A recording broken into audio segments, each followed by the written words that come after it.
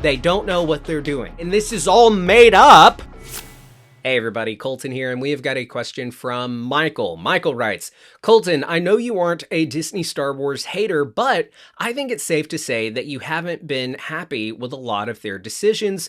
Curious what you think about the Ben Solo movie news. All right, well, thank you so much for that question, Michael. So, yes, there was Ben Solo movie news that I want to say kind of came out a few months ago, because I remember hearing about it, maybe even talking about it, and calling something that is also mentioned in this report incredibly stupid.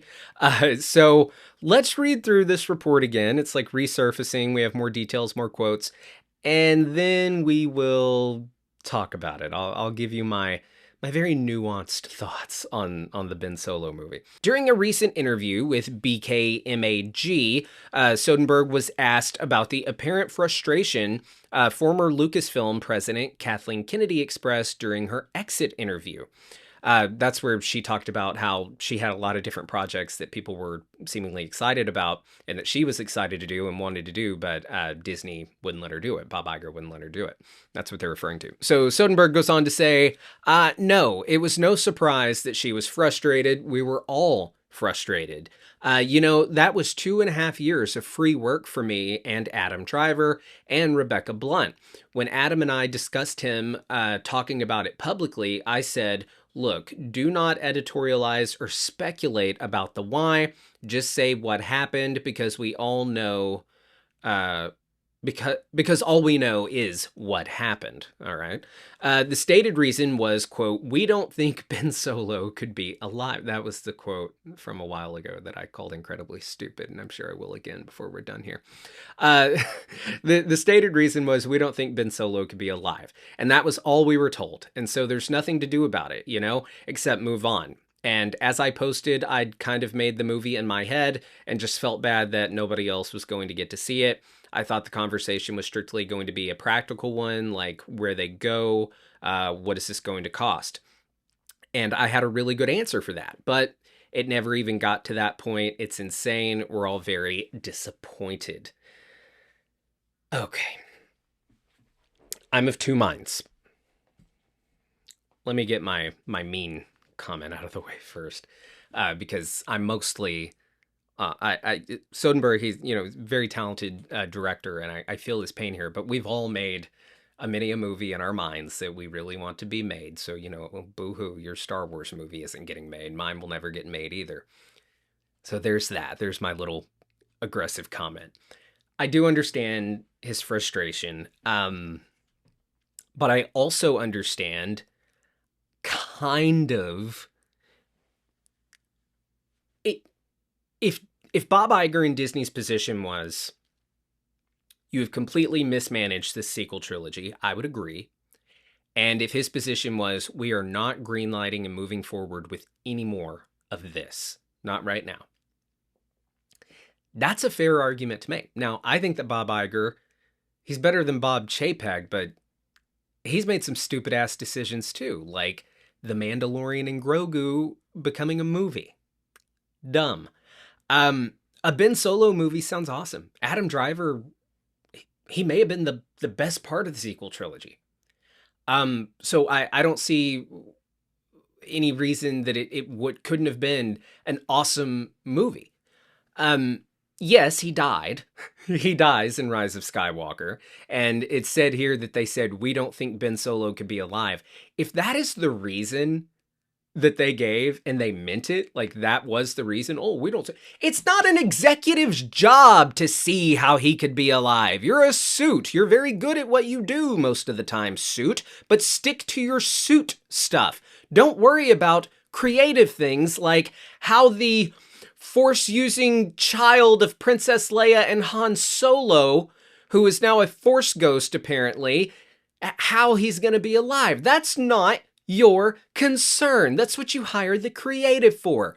We could rattle off 10 different scenarios for how he could be alive right now, and I just put myself on the spot to do that, didn't I?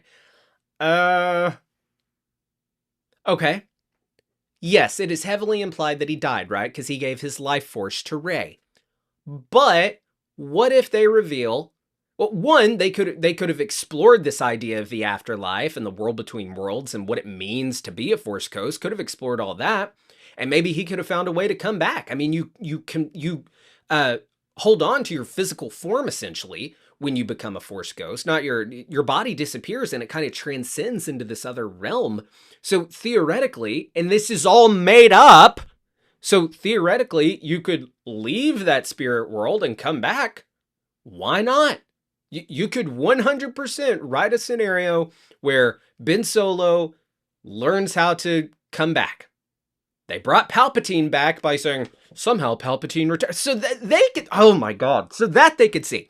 They could see how Palpatine can be alive, but they can't see how Ben Solo could be alive. Oh, here's another way. Last Jedi and Rise of Skywalker especially showcased that Ben and Rey are able to move shit through the Force. They're able to take something and transcend it through space and time to somewhere else, like the lightsabers and stuff, or each other. Maybe he teleported somewhere. Maybe his body faded to somewhere else. Maybe he didn't become a Force Ghost. Does that begin to feel a little retconny? Sure, it does. 100% begins to feel a little retconny. But my point is that there's a million ways you could have done it. What the suits need to do is look at the script, look at the actors are interested in doing it. Oh, we have an interested director who's really talented director. Well, let's look at this. Oh, is this a really good idea and they have a solid plan to do it? Okay, well then let's do it. That's all that the suits need to be worried about. Now, maybe the suits were worried, hey, the sequel trilogy, it's not being received well. We need to correct course and we do not need to do any more sequel stuff. Maybe that's what they were thinking. You think they would learn the lesson that, they tried to do that by abandoning the prequels. And then all the people who were my age were like, hey, yeah, the prequels weren't perfect, but don't treat them like, the bastard children of the saga. Acknowledge them. And so finally you started seeing Star Wars as that Disney era began to creep back in, start to acknowledge, you saw the prequels, begin to creep back in to the mainstream of Star Wars. For a while, when Disney bought it, like in 2012 and then through like 2015, 2016, they pretended like the prequels just didn't even exist. Rogue One kind of started to give us some prequel stuff, and then more and more, they started embracing the prequels. They're going to have to do the same thing with the sequels, and it kind of feels like maybe they're starting to, and hell, they just announced a Daisy Ridley Rey movie trilogy that I'm very excited for. I hope they do it. I hope it doesn't get shit canned. In fact, I hope it's 10, 11, and 12.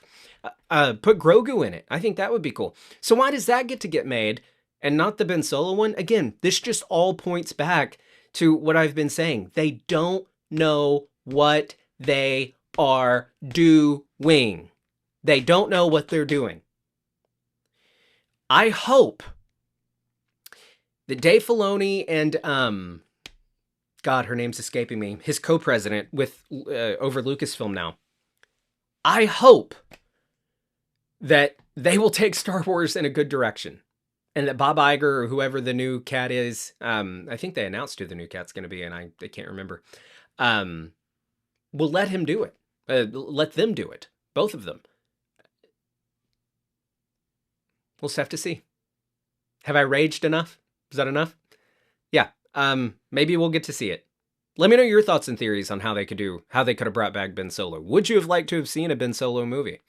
God, I'm all fired up now. Thanks, Michael. Thank you for the question, man. That was fun.